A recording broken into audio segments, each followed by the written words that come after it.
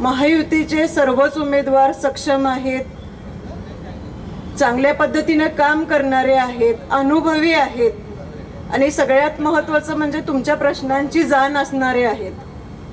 महिलांची संख्या भरपूर आहे, त्यामुळं एक गोष्ट मला सांगायला नक्की आवडेल.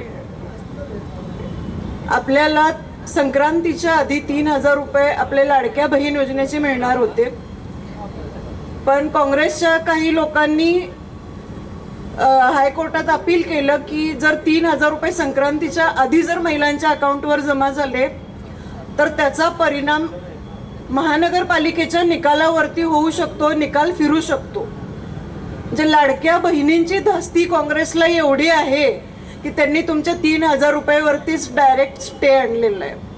आता तुम्ही विचार करायचा आहे की तुम्हाला निवडून कुणाला द्यायचं आहे, महायुतीला का महाविकास आघाडीला. जी लोक तुमचा विचार करतात, तुमच्यासाठी एवढी झटतात, महिलांच्यासाठी प्रचंड योजना आणलेल्या आहेत महायुतीच्या सरकारनं.